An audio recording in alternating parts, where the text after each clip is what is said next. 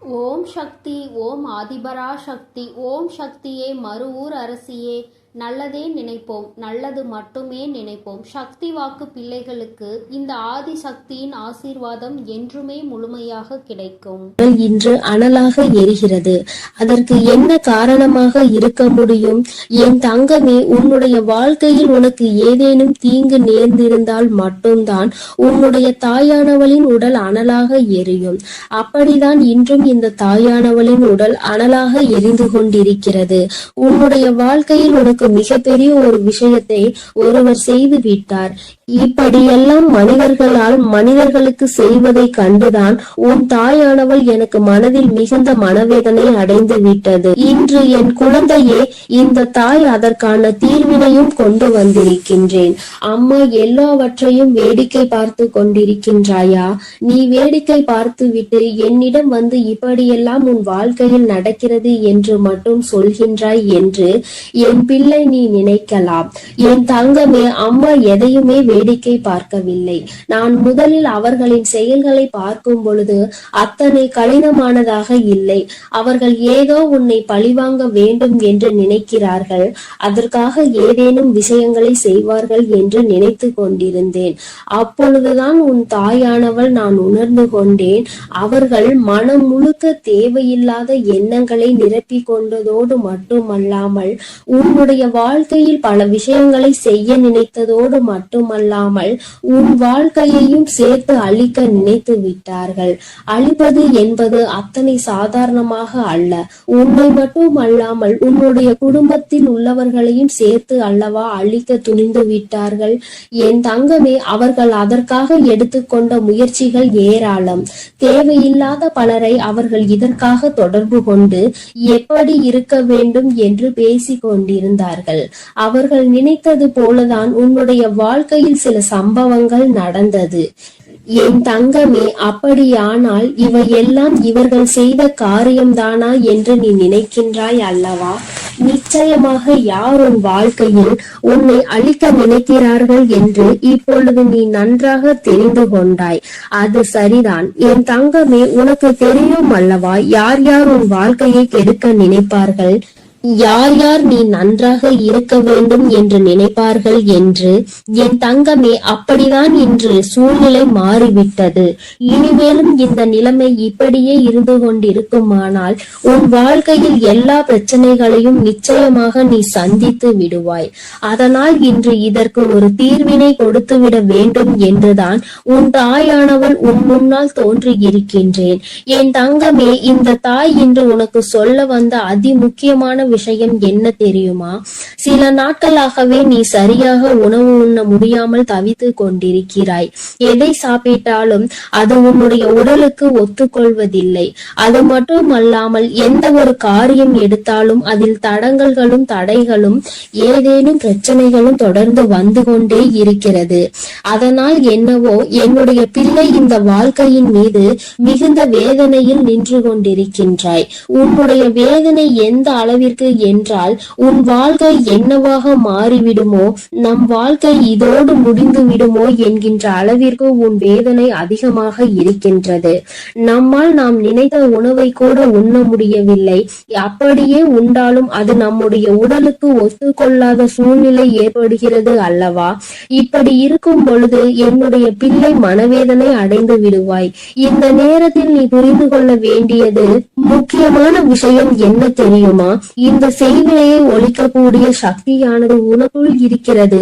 அந்த செய்வினையை அவர்களுக்கு திருப்பி அனுப்பக்கூடிய சக்தியும் உனக்குள் இருக்கிறது என்பதை நீ உணர வேண்டும்.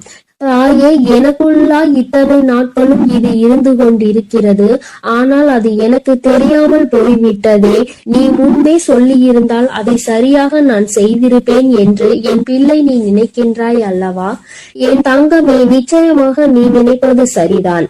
உன் தாயானவள் உன்னுடைய வாழ்க்கையில் நடத்தி கொடுக்க போவது சரிதான். அதனால் இந்த நேரத்தில் தான் உனக்கு சொல்கின்ற விஷயங்களை எல்லாம் நீ சரியாக செய்துவிட வேண்டும். முதலாவதாக அந்த செய்வினை அவர்களுக்கு திருப்பி அனுப்ப வேண்டிய வழியை அம்மா சொல்கிறேன். அதற்காக நீ என்ன செய்ய போகிறாய் தெரியுமா? என் தங்கமே, உன்னுடைய வாழ்க்கையில் உனக்கு யாரெல்லாம் செய்வினைகளை செய்ய நினைத்தார்களோ அதனால் நீ எப்பொழுதும் மனமுடைந்து உணவு கூட உண்ண முடியாத சூழ்நிலை உனக்கு ஏற்பட்டிருக்கிறது என்பதை நீ புரிந்து கொள். விஷயம் என்ன தெரியுமா? முதலில் நீ நன்றாக உன்னுடைய மனதை தெளிவுபடுத்தி, இந்த செய்வினைகள் எதுவும் நம்மை தீண்டவில்லை, செய்வினைகள் எதுவும் நம்மை சூழவில்லை, யாராலும் நம் வாழ்க்கையில் எதுவும் செய்ய முடியாது என்று உன்னுடைய மனதினை நீ தெளிவுபடுத்த வேண்டும். அதன் பிறகு நீ செய்ய வேண்டிய விஷயம், நன்றாக உன்னுடைய மனது தெளிவாகி விட்டது என்றால் உனக்கான உணவினை நீ சரியாக எடுத்துக்கொள்ள முடியும். உன்னால் நிச்சயமாக நல்லபடியாக உன்னுடைய உடலை பார்த்து கொள்ள முடியும். எப்பொழுது உன்னுடைய உடல் ஆரோக்கியமாக தோன்றுகிறதோ அப்பொழுது உன்னுடைய மனதில் மிகப்பெரிய தெளிவினை நீ பெற்று விடுவாய்.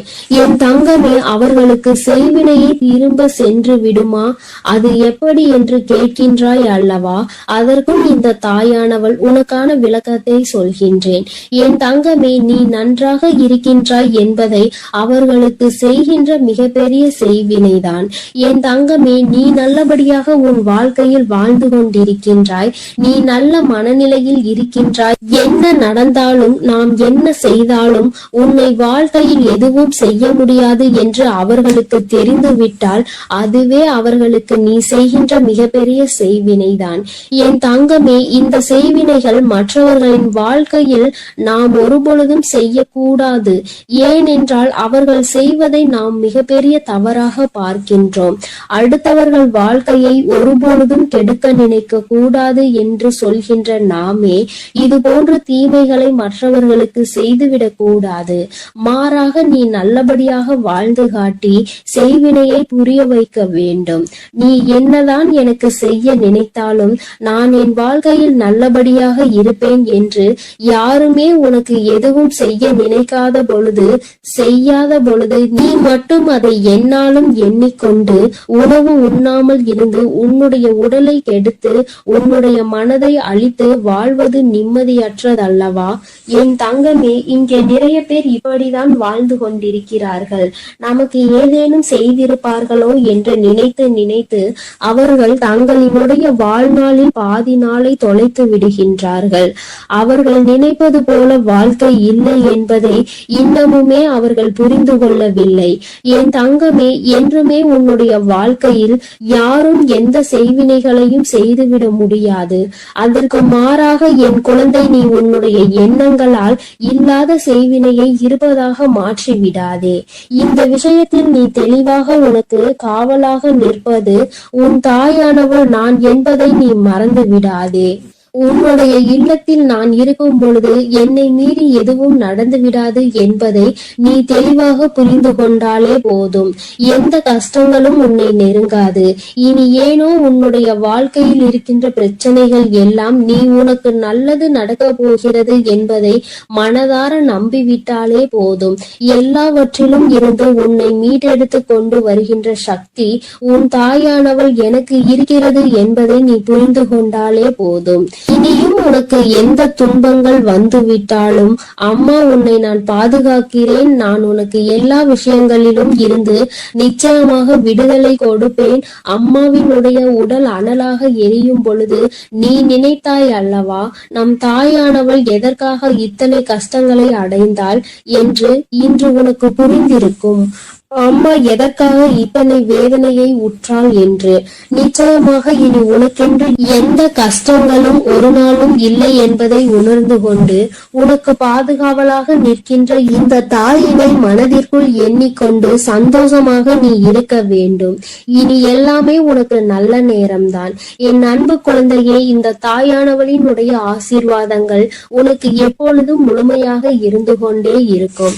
அதனால் நீ எதற்காகவும் கலங்காதே, எதை நினைத்தும் வருந்தாதே. நான் எந்த சூழ்நிலையிலும் உன்னை கைவிட்டு விட மாட்டேன் என்பதை நீ முழுமையாக நம்பினால் போதும். என் அன்பு பிள்ளையே, இன்று உன் தாயானவள் உன் குலதெய்வ வாக்கினை அல்லவா உனக்கு கொண்டு வந்திருக்கின்றேன். நீண்ட நாட்களுக்கு பிறகு உன்னுடைய குலதெய்வத்திடம் இருந்து உனக்கான நல்ல செய்தி ஒன்று வந்திருக்கிறது. என் தங்கமே, இந்த நல்ல நாளில் உன் குலதெய்வம் உனக்கு நல்ல வாக்கு தர வேண்டும் என்று நினைக்கிறார்கள். அதற்கு அவர்கள் தேர்ந்தெடுத்திருப்பது உன் தாயானவள் என்னைத்தான். என் தங்கமே, அவர்கள் உன்னிடத்தில் பேச வேண்டும் என்று நினைத்த விஷயம் உன்னுடைய வாழ்க்கை சம்பந்தமானதுதான், வேறெதுவும் கிடையாது. என் பிள்ளையே, நீ உன் வாழ்க்கையில் நடக்கின்ற ஒவ்வொரு நிகழ்வுகளையும் இந்த தாயானவள் நான் வந்து பார்ப்பதற்கு முன்பாக அவர்கள் பார்க்க தொடங்கி விடுகிறார்கள் அல்லவா? அவர்கள்தானே முதன்மையானவர்கள். நீ என்ன நிகழ்வுகளை இல்லத்தில் நடத்தினாலும், உன் வாழ்க்கையில் என்ன நடந்தாலும் அது யாருக்கு தெரிகின்றதோ இல்லையோ, உன்னுடைய குலதெய்வத்திற்கு சர்வ நிச்சயமாக தெரியும் என்பதில் எந்த ஒரு மாற்று கருத்தும் கிடையாது. இந்த தாயானவள் நானே உன் குலதெய்வத்திற்கு பின்னால் உன்னை காண வர முடியும் என்பதை நீ புரிந்து கொள்ள வேண்டும். உனக்கு என்ன கஷ்டம் வந்தாலும், உனக்கு என்ன பிரச்சனைகள் வந்தாலும், உன்னை தேடி முதலில் வருவது உன்னுடைய குலதெய்வம் என்பதில் எந்த ஒரு மாற்று கருத்தும் கிடையாது. என் தங்கமே, உன்னுடைய குலதெய்வம் உன் கஷ்டங்களை எல்லாம் முன்னின்று காண்கின்றார்கள். அவர்கள் தருகின்ற வாக்கினை ஒருபொழுதும் நீ தவறவிட்டு விடக்கூடாது. ஏனென்றால் என் பிள்ளையே, உன்னுடைய வாழ்க்கையில் நடக்க இருக்கின்ற எல்லா விஷயங்களையும் தெரிந்து வைத்திருப்பவர்கள் அவர்கள்தான். நிச்சயமாக உனக்கு அதற்கான நல்ல தீர்வினையும் கொண்டு வந்து சேர்ப்பார்கள் என்பதில் எந்த ஒரு சந்தேகமும் வேண்டாம். உன்னுடைய பிரச்சனைகளுக்கெல்லாம் முதலில் தீர்வு அவர்களிடம்தான் அதிகமாக இருக்கும். அவர்கள் சொல்கின்ற எல்லா விஷயங்களையும் உன் அம்மா நான் அப்படியே உன் வாழ்க்கையில் நடத்தி கொடுப்பேன். நான் தனித்து நின்று எதையும் உன் வாழ்க்கையில் செய்வது கிடையாது. உன் குலதெய்வத்திடம் இருந்து கருத்து கேட்டுதான் உன் வாழ்க்கையில் என்ன நடத்த வேண்டும் என்ற முடிவுகளை நான் எடுக்க முடியும். இது நாள் வரையிலும் உன் வாழ்க்கையில் நீ எத்தனையோ வேதனைகளை அனுபவித்திருப்பாய், எத்தனையோ கஷ்டங்களை கண்டிருக்கின்றாய், எத்தனையோ சோதனைகளையும் நீ கண்டிருக்கின்றாய். பல சோதனைகளை கண்டு இந்த வாழ்க்கையில் நீ வெற்றி பெறக்கூடிய சூழ்நிலையை இப்பொழுதுதான் உணர தொடங்கி இருக்கின்றாய். அதனால்தான் இன்று உன்னுடைய குலதெய்வத்தின் வாக்கினை நான் கொண்டு வந்திருக்கின்றேன். என் அன்பு பிள்ளையே, இந்த நல்ல நாளில் குலதெய்வத்தின் வாக்கு கிடைப்பது என்பது அத்தனை சாதாரண விஷயம் கிடையாது என் தங்கமே. அதனால் உனக்கு கிடைக்கும் பொழுது அதனை நீ சரியாக உன் வாழ்க்கையில் பயன்படுத்திக் கொள் என்றுதான் அம்மா சொல்கின்றேன். என்றென்றைக்கும் உனக்கு நல்ல ஆசீர்வாதங்களை வழங்கி கொண்டு இருக்கின்றார்கள். அவர்களை நீயே வேண்டாம் என்று தள்ளி நிற்க சொன்னாலும் அவர்கள் உன்னை விட்டு ஒரு அடி கூட விலகி நிற்பது இல்லை என்பதை நீ புரிந்து கொள்ள வேண்டும். என் தங்கமே, எல்லாவற்றிற்கும் முதன்மையாக இருக்கக்கூடிய உன் குலதெய்வம் இன்று உனக்கு தர வந்திருக்கின்ற இந்த வாக்கானது உன்னுடைய வாழ்க்கையில் அதிசக்தி வாய்ந்த வாக்காக இருக்கும்.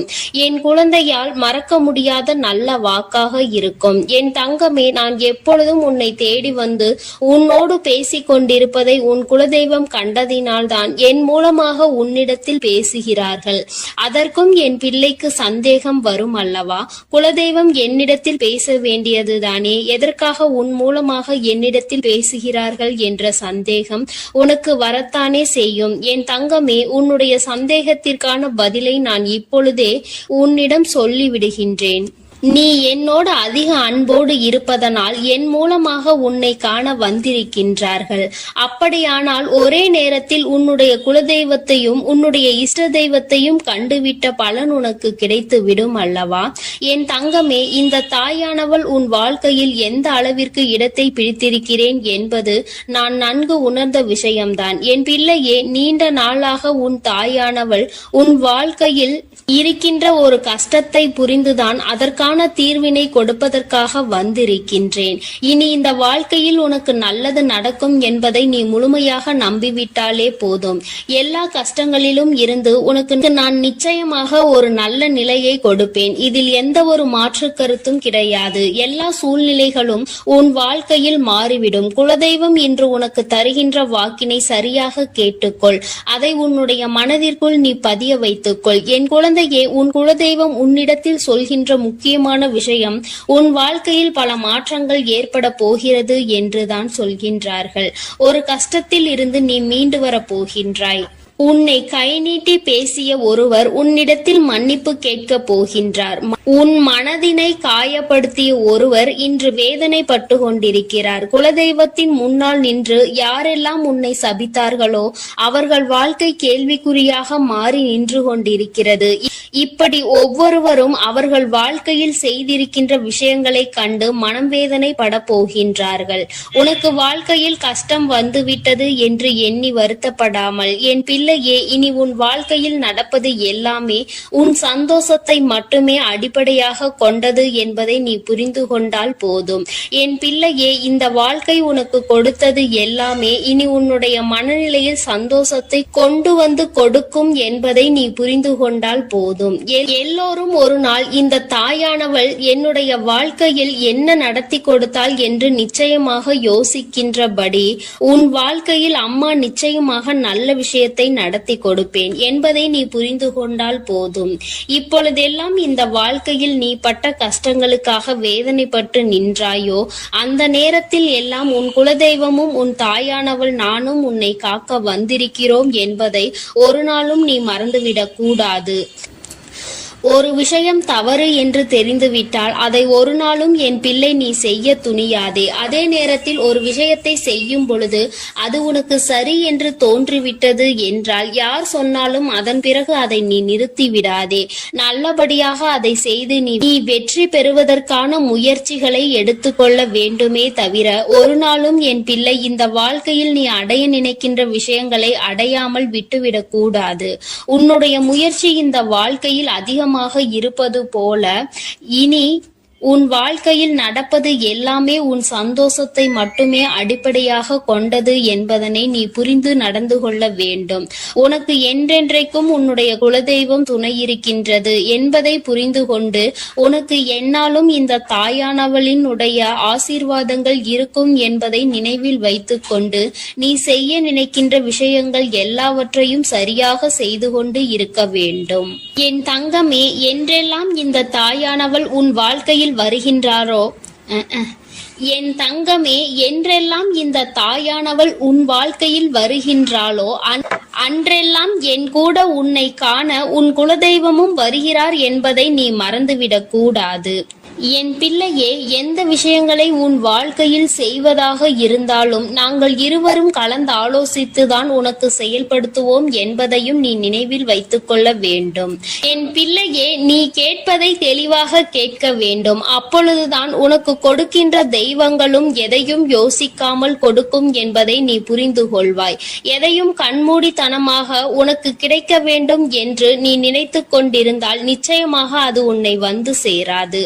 உனக்கு பிறகு அதனால் நீ படுகின்ற கஷ்டங்களை நாங்கள் வேடிக்கை பார்க்க முடியாது.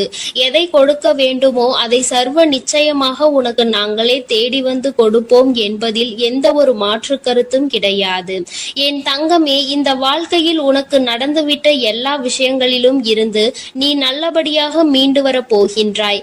அவர் உன் வாழ்க்கையில் உனக்கு கஷ்டங்களை கொடுக்கிறார் என்று நீ நினைத்து விடாதே.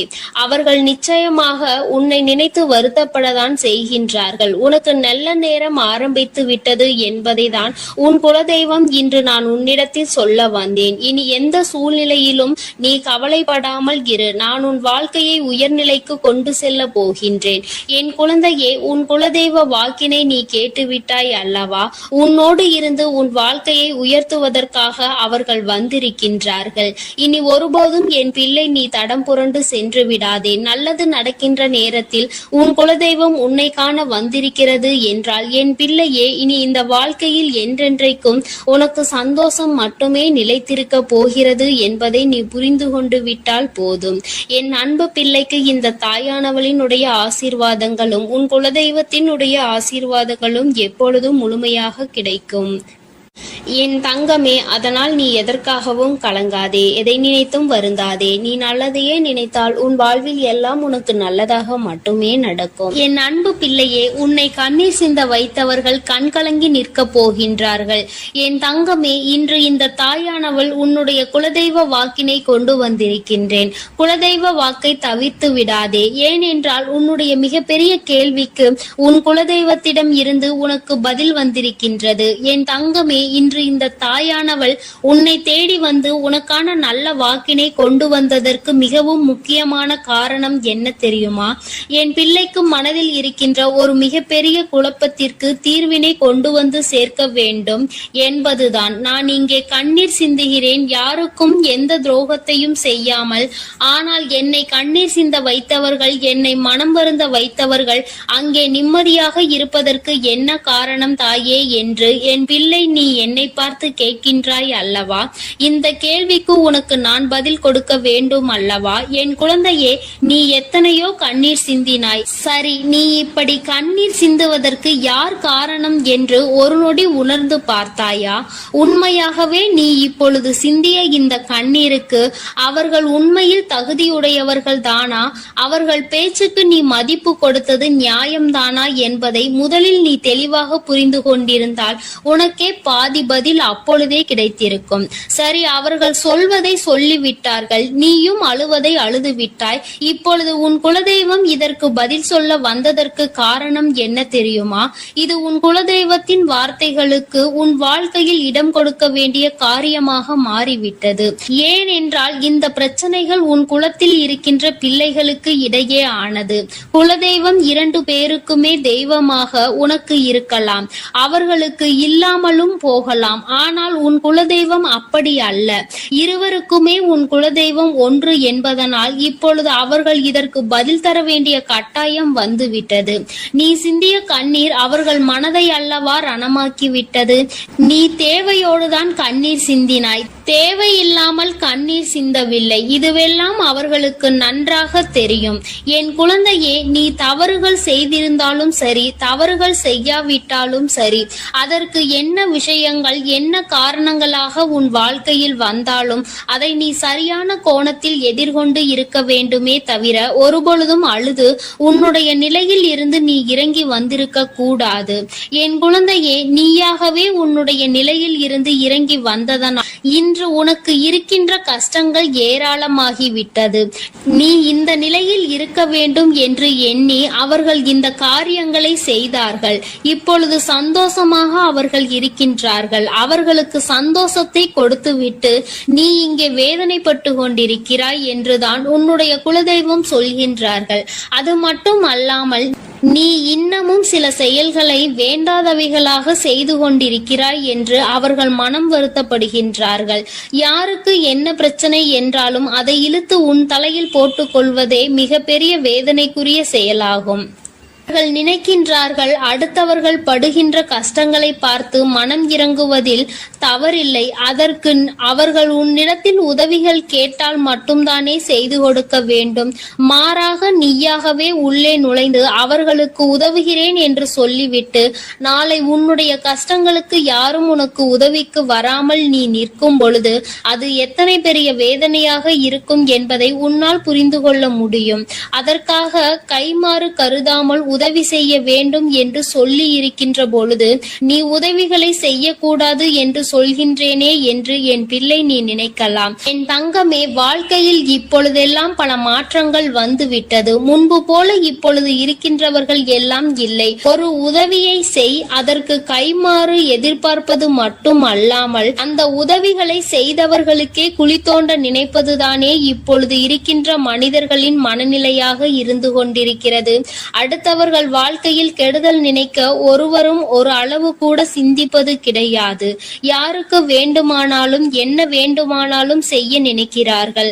அதனால் அவர்கள் நினைக்கின்ற விஷயங்கள் எல்லாம் சரிதான் என்று எல்லாவற்றையும் விட்டுவிடக் கூடாது என்றுதான் உன் குலதெய்வம் சொல்கின்றார்கள். வேண்டியவர்கள் வேண்டாதவர்கள் என்றெல்லாம் இப்பொழுது கிடையாது.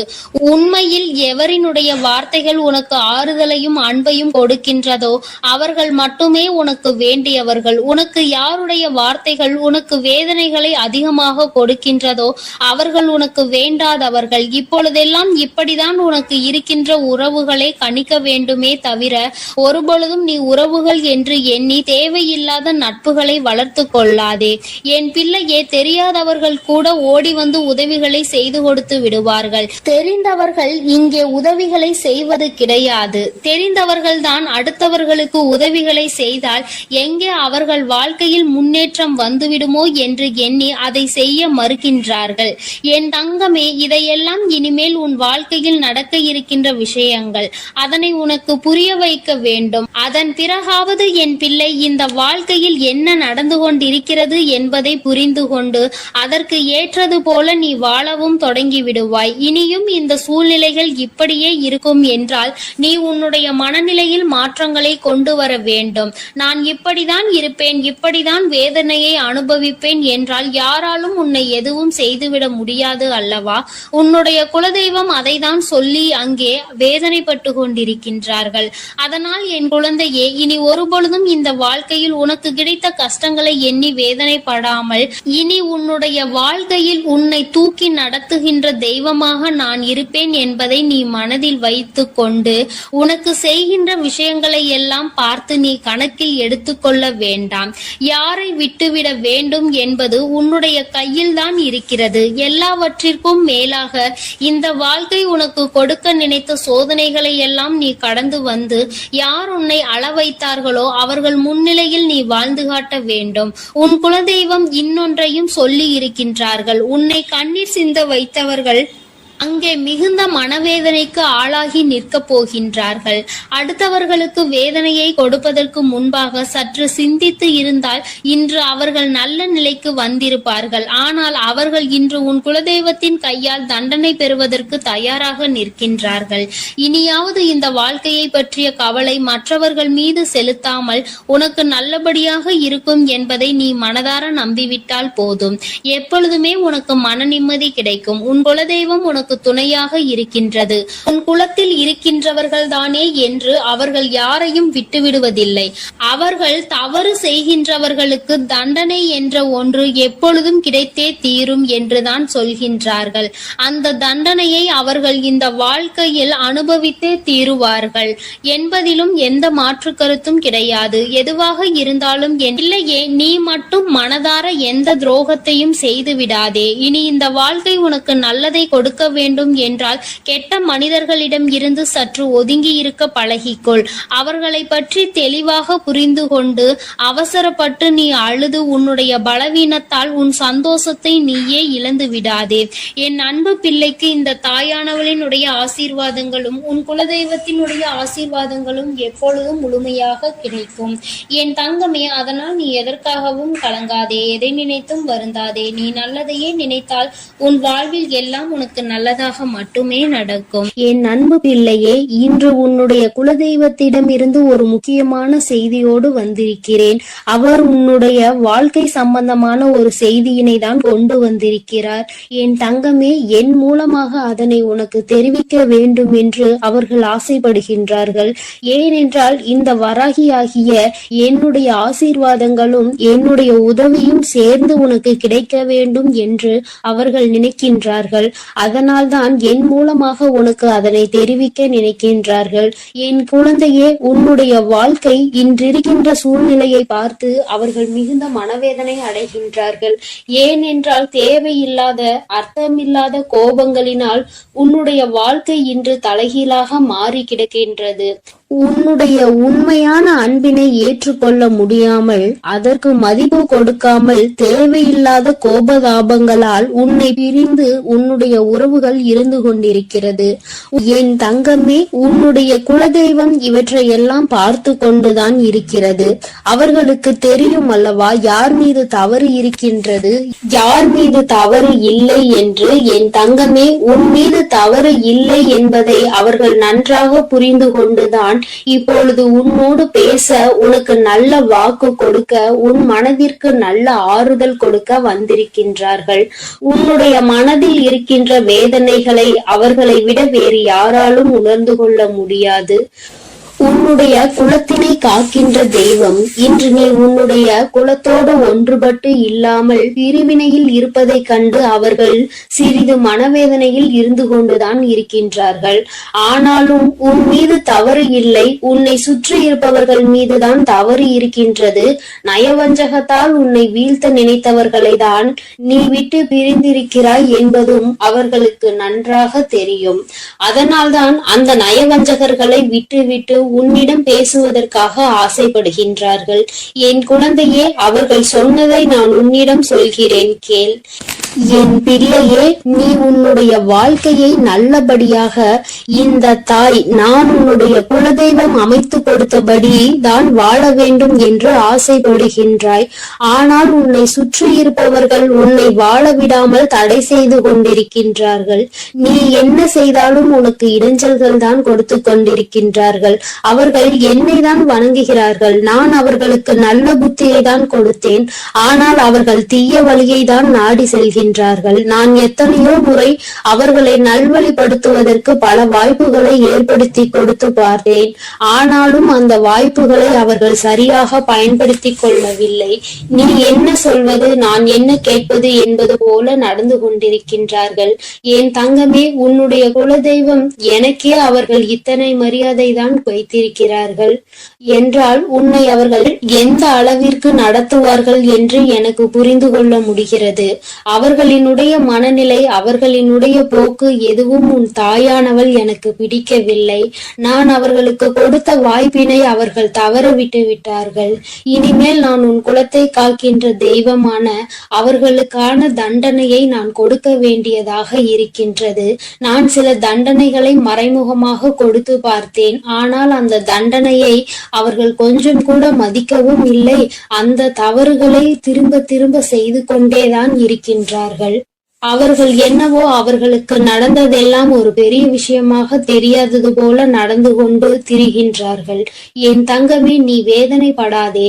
உன்னை சுற்றி உன்னை காயப்படுத்துபவர்களுக்கானது இனிமேல் அவர்கள் கைகளில் வந்து சேரும். நீ நன்றாக இருக்க மாட்டாய் என்று சொன்ன வாய் அவர்களே அழிக்க போகின்றார்கள். என் தங்கமே, நீ நினைக்கலாம் நம் குலதெய்வம் அவர்களுக்கு இது போன்ற வழிகளை செய்யக்கூடாது, அவர்களுக்கு இது போன்ற காயத்தினை ஏற்படுத்த கூடாது என்று நீ நினைக்கின்றாய். ஏனென்றால் உன்னுடைய மனது அத்தகைய நல்ல மனதல்லவா? எல்லோருக்குமே நல்லதை மட்டுமே செய்ய வேண்டும் என்று நினைத்தாய் அல்லவா? நீ நினைத்ததன் பலன்தான் இன்று அனுபவித்துக் கொண்டிருக்கிறாய். ஆனால் நீ நினைத்தது யாருக்காக என்பதை ஒரு முறை சிந்தித்திருக்க வேண்டும். நயவஞ்சக கூட்டம் சூழ்ச்சிகளினால் மற்றவர்களை வீழ்த்தி விடலாம் என்று நினைக்கின்ற கூட்டம் எத்தனை கஷ்டங்கள் எத்தனை சோதனைகளை கொடுத்தாலும் அதிலும் திருந்தாத கூட்டம். அவர்களுக்காக அல்லவா நீ உதவிகளை செய்ய நினைக்கின்றாய்? அவர்களுக்காகத்தானே இப்போது இறக்கப்படுகின்றாய். நீ செய்த நன்றியை ஒரு சிறிதளவு கூட மதிக்காதவர்கள் நீ செய்த உதவியை ஒரு சிறு துளியேனும் மதிக்காமல் உனக்கு ஒரு சிறு துளி கூட நன்றி என்கின்ற உணர்வினை காட்டாமல் இருக்கின்றார்கள். எத்தனை செய்தாலும் இனியும் அவர்களுக்கு அந்த நன்றி இருக்க போவதில்லை. எதிர்பார்ப்பதும் தவறான விஷயம். ஏனென்றால் அவர்களுக்கு மனித குணம் என்பது இல்லாமல் போய்விட்டது. அவர்கள் தீய சக்தியின் பிடியில் இருந்து கொண்டிருக்கின்றார்கள். அதனால் அவர்களை தீய சக்தியின் பிடியில் இருந்து மீட்டெடுப்பதோடு மட்டுமல்லாமல் நல்ல பாடத்தினை புகட்ட வேண்டுவது உன்னுடைய குலதெய்வத்தினுடைய கடமையாக இருக்கின்றது. என் தங்கமே, நீ வேதனைப்படாதே. உன் வாழ்க்கை சில சமயங்களில் உனக்கு பிரச்சனைகளை தரும் பொழுதெல்லாம் நீ நினைக்கின்றாய், அவர்கள் விட்ட சாபமாக இருக்குமோ, நம்மை சுற்றி சுற்றி நமக்கு செய்ய நினைத்த தீய வினைகளாக இருக்கும் என்று. என் தங்கமே, நிச்சயமாக அவர்களின் சாபங்களோ அவர்கள் தீய வினைகளும் ஒருபோதும் உன் வாழ்க்கையில் பலிக்காது. இதுவரை பலிக்கவும் இல்லை. உன்னுடைய வாழ்க்கையில் நடந்து கொண்டிருக்கின்ற பிரச்சனைகளுக்கு உன்னோடு இருப்பவர்களே காரணமாக இருக்கின்றார்கள். அர்த்தமற்ற கோபங்கள், தேவையில்லாமல் மற்றவர்களின் பேச்சை கேட்பது, இது போன்ற செயல்களால் உன்னுடைய உண்மையான அன்பினை வெறுத்து ஒதுக்கி இப்பொழுது வாழ வழியில்லாமல் தவித்து நின்று கொண்டிருக்கிறார்கள். உன்னை பிரிந்தவர்கள் நன்றாக இருக்கின்றார்கள் என்று நீ ஒருபோதும் எண்ணி விடாதே. நான் என் குழந்தையை வேதனைப்படுத்தியவர்களுக்கு நிச்சயமாக சந்தோஷத்தினை ஒருபோதும் வழங்கிவிட மாட்டேன். அது எத்தனை பெரிய தவறு என்பதை அவர்கள் நிச்சயமாக உணரும் வரை இந்த தாயானவள் அவர்களுக்கு பாடத்தினை புகட்டி கொண்டுதான் இருப்பேன்.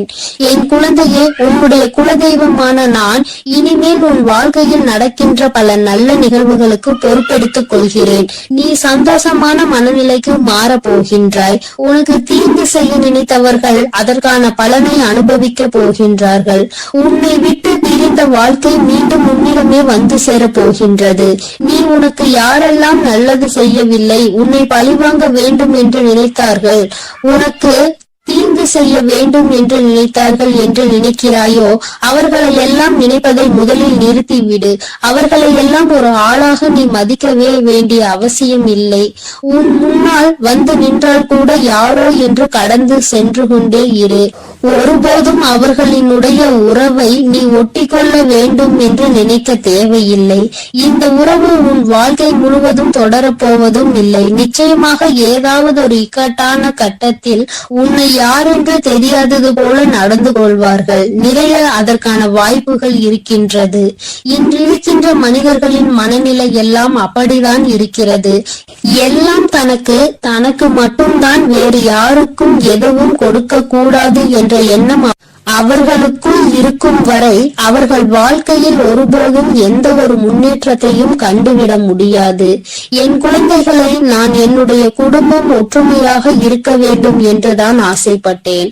ஆனால் அதில் இது போன்ற நயவஞ்சகர்கள் இருக்கும் பொழுது நானே ஒற்றுமையாக இருப்பதே எப்படி என்று யோசிக்க ஆரம்பித்து விட்டேன்.